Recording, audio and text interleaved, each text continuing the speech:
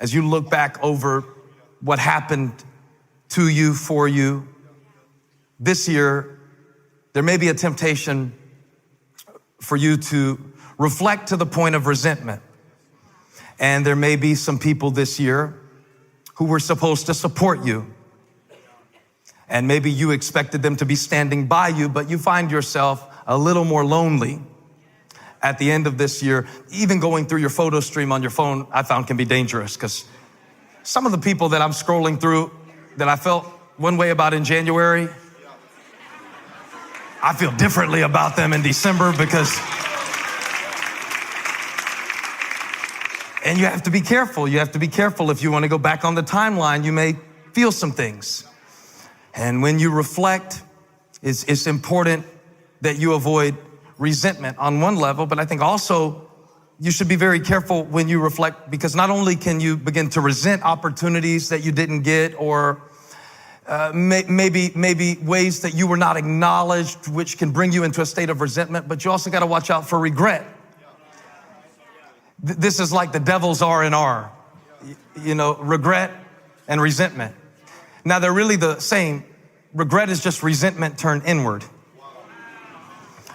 It's when you take a look at where you said you would be on December 31st, 2017, and the scale says something different than your list said 365 ago.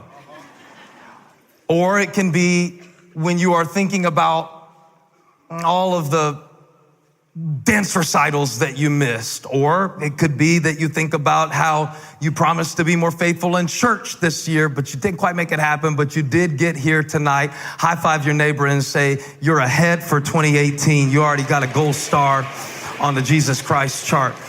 Now, there is a type of reflection that leads to regret. There is a type of reflection that leads to resentment. But the right kind of reflection will lead to resolution. The right kind of reflection, as demonstrated by the Apostle Paul in Philippians chapter 1, from, I believe, a Roman prison cell, which was really a rented home where he was allowed to see people. But remember now, he's been waiting for a trial for maybe as much as 4 years. And still after 4 years of bouncing around from prelate to prelate, from governor to governor, there's still no resolution for his situation. Yet Paul exhibits the kind of attitude in Philippians chapter 1 that I am striving to see manifest in my own life. As he reflects, he demonstrates that your spirit does not have to be a reflection of your situation. What I'm trying to say is, you do not have to allow your outlook to be defined by the events that brought you to this point. Paul proves it clearly in Philippians chapter 1, verse 12 through 20. And really, I see him in Philippians chapter 1, verses 12 through 20, correcting some of the rumors that have apparently begun to surface in Ephesus about his situation. I don't mean to say Ephesus, I mean to say Philippi, but really everybody, every church that Paul started has started to talk a little bit. I can almost hear them whispering behind his back. Did you hear about Paul? He still hasn't had his trial yet. Looks like his ministry is over. It's horrible what happened to Paul. He was only trying to help, but he probably pushed it a little too far. He kept on preaching to the Gentiles, and the Jews told him to stop it, but he wouldn't stop it. And then he told those Gentiles they didn't have to get circumcised. And he probably, if he would have toned it down a little bit, if he wouldn't have appealed his case to Caesar, he might have got set free by Festus. Did you hear what happened to Paul? It's horrible what happened to Paul. Terrible thing what happened to Paul. You can almost hear them whispering from the church at Philippi, which Paul founded a decade earlier, but now some things have happened. And not only has time passed, but it seems that Paul's ministry has come to a grinding halt. There is to be no more movement during this period. And I can almost hear the whispers from the church at Philippi when Paul speaks up in verse 12 and says, now I want you to know, brothers and sisters, that what has happened to me has actually, somebody say actually. Actually, I know what you heard, but forget what you heard for a minute. Let me set the record straight. And you know, I hear the Spirit of the Lord saying tonight that before you leave 2017, you need to set the record straight about what really went down this year. You need to set the record straight. As a matter of fact, we came tonight to give God praise for what he brought us through. And we came tonight to make our commitment to him that we will follow him throughout the course of this year, no matter how the road might wind or where it might lead us. But we also came to set the record straight, to let the devil know that everything we went through this year was just proof of the promise and the power and the unlimited potential of the ever-ruling, ever-reigning, ever-present God. Tell your neighbor, I came to set the record straight. I don't know what you heard. You might have heard that I was on the way down, but I came to set the record straight. There's some things I need you to know before January hits my watch.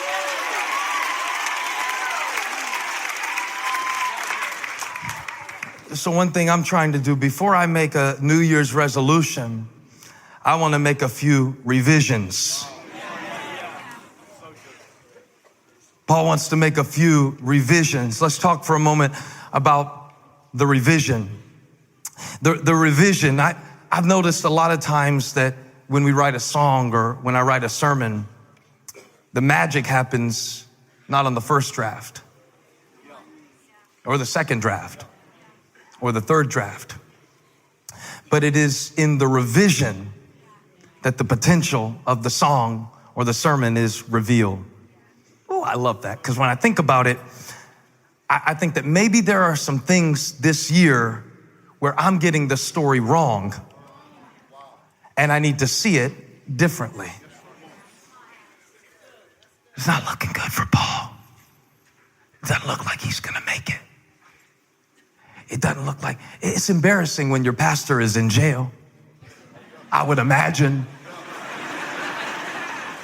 Hope you never have to find out firsthand what that's like. Not planning that.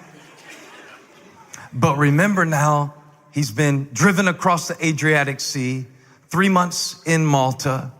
Now he finds himself in Rome, and he's still waiting, and the situation is still unresolved. But he's not.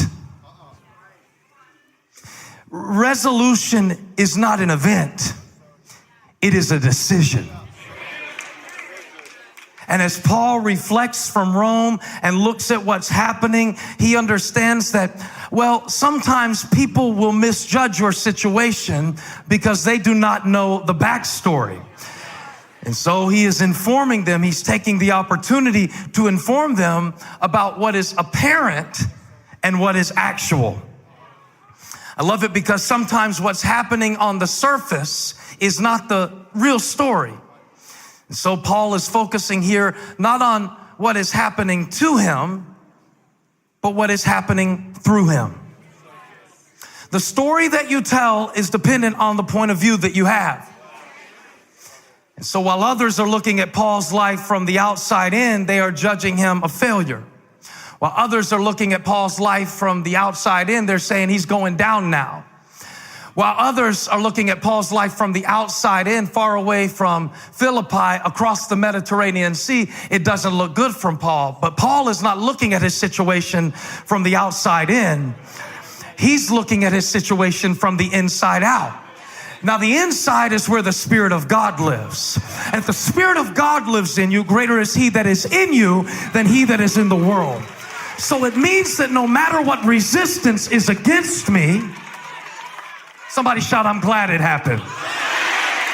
There are some things that I went through this year that I didn't like. There are some things that I went through this year that hurt. And I'm not saying that they didn't hurt. They hurt. I'm not saying that they didn't hurt. They hurt like hell.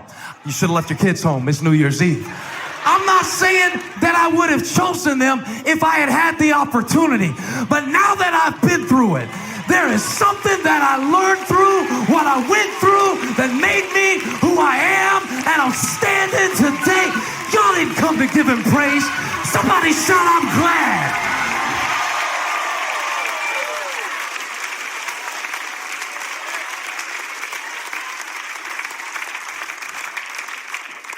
They probably felt sorry for Paul. They were probably signing petitions to their senators to get Paul out of prison.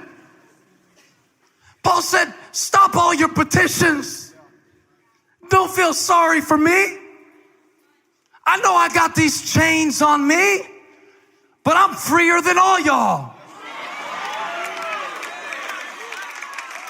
Now, I didn't like it at the time.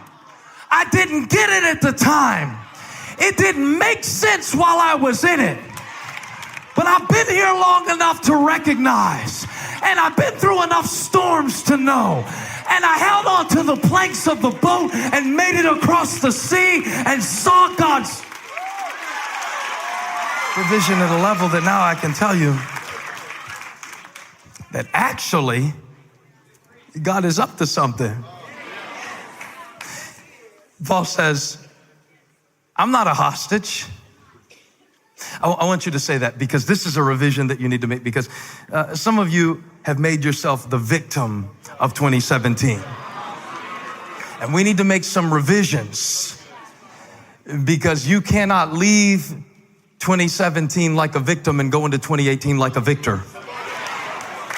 And you've got to make a decision tonight. You've got to revise some of the stuff in your story and take a cue from Paul. I was confused at first because he said, I want you to know, brothers and sisters, that what has happened to me, but then he gives no detail about what actually happened to him.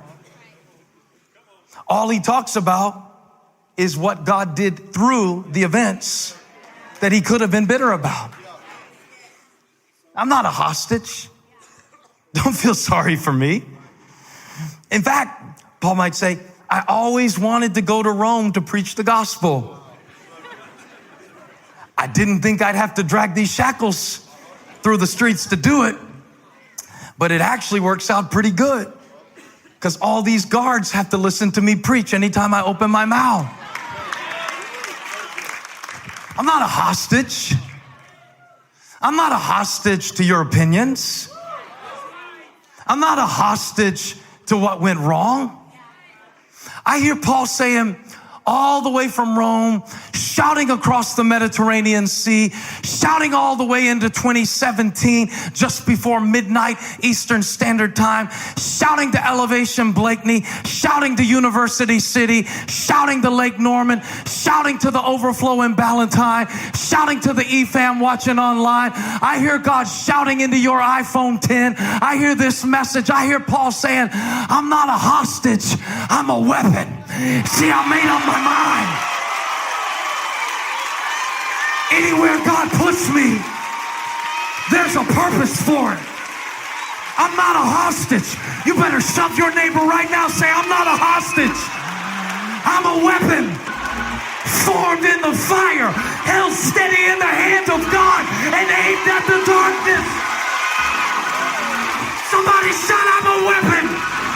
Watch out, devil. Every time you cut on me, you make me sharper. I'm loaded now. I'm focused now. I'm aimed now. I know what matters now.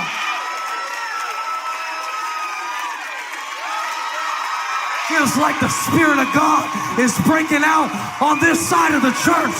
Somebody thought you were trapped. It's not you that's trapped.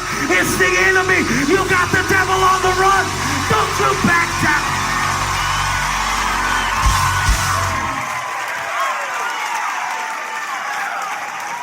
Let's set the record straight. I came here in chains, but because I'm here, somebody's gonna get set free. God put me here, not Caesar, not Festus. It wasn't the boat that brought me here, it was the purpose of God.